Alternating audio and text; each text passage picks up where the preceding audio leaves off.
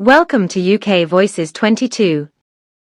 It was supposed to be Meghan Markle's big moment. Her Netflix show, sold as a blend of sophistication, cultural depth, and the authentic Meghan brand, had been hyped as the project that would finally silence her critics.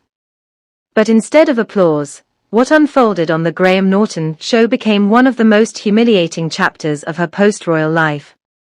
With Helen Mirren, the legendary Oscar-winning actress, sitting just feet away, Meghan's carefully rehearsed talking points about empowerment and narrative shaping collapsed under the weight of a single devastating line.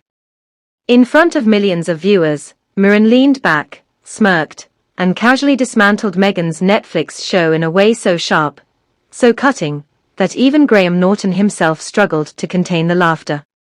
Was it planned? Was it genuine? Or was it the inevitable truth that Meghan's carefully polished Hollywood vision had already become a joke to Britain's cultural elite? The audience roared, Meghan froze, and social media erupted. But this wasn't just about one mocking remark. It symbolized something much deeper. Meghan's Netflix deal, once touted as a groundbreaking $100 million contract that would reshape entertainment, has been plagued by whispers of mediocrity, cancellations, and industry eye rolls. And now, Helen Mirren's mockery, delivered live on air, was the final blow that made Meghan appear not as a visionary, but as a desperate, out-of-touch figure clinging to relevance. The tension in the studio was palpable the moment Meghan walked onto the stage.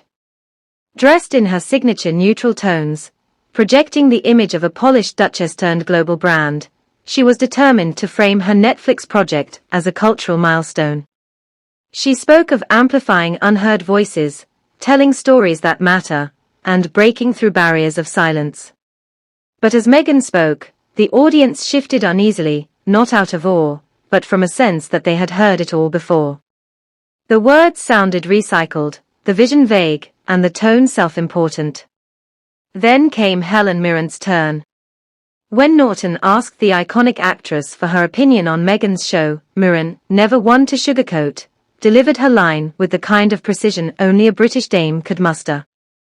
Darling, if we wanted a lecture, we'd go back to school. We watch Netflix to be entertained. The audience erupted. Meghan forced a smile, but the damage was done.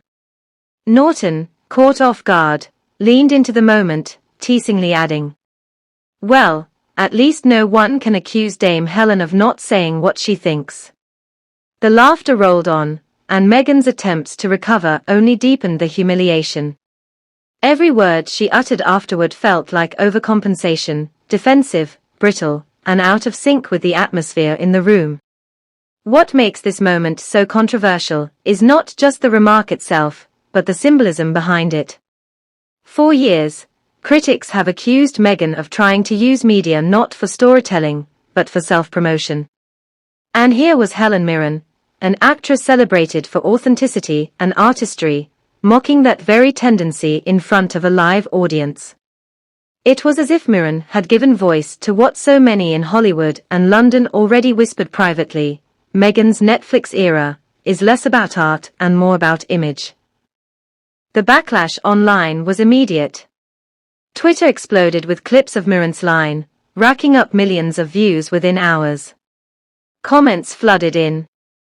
Helen Mirren said what we've all been thinking. Finally, someone had the guts to call Meghan out, live, no less. Meghan wanted validation, but got roasted by royalty of the screen. But perhaps most damaging was the ripple effect in Hollywood itself. Industry insiders, who had already grown skeptical of Meghan's ability to deliver compelling content, now saw the ridicule as a cultural turning point. When a figure like Helen Mirren mocks your work, it's not just shade, it's a career alarm bell. And yet, the open loop remained. Was this a one-off clash of personalities? Or was it the final nail in the coffin for Meghan's Netflix empire? By the time the credits rolled on the Graham Norton Show, one thing was clear: Meghan Markle had been publicly undermined, and Helen Mirren had done it with effortless grace. The optics were devastating. Meghan, once celebrated as a disruptor, was now the subject of mockery on one of Britain's most beloved shows. What was supposed to be her platform for showcasing credibility turned into a stage for ridicule. And this is where the story comes full circle. The title of the night wasn't Meghan's Netflix show, but Helen Mirren's perfectly timed mockery. The audience left with Mirren's line etched in their minds, not Meghan's talking points. The clip spread far beyond the UK, reaching American audiences, who were already growing fatigued with Meghan's brand of activism turned entertainment.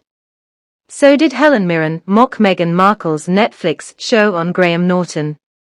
Absolutely, and in doing so, she captured what critics have long said: Meghan's Hollywood journey is less groundbreaking than it is self-indulgent, less entertainment than it is PR spin. And the fact that this truth was delivered not by a tabloid, but by an Oscar-winning actress live on air made it undeniable. The curiosity loop is now closed. The promise made in the headline, that Meghan's Netflix project was mocked and exposed, has been fulfilled. What remains is the bigger, more uncomfortable truth: Meghan's quest to dominate Hollywood isn't being crushed by the press, but by the very cultural icons she once hoped to stand alongside. And if Helen Mirren's public dismissal is any indication, Meghan's biggest challenge isn't crafting a narrative, it's surviving the ridicule of an industry that may already have made up its mind about her.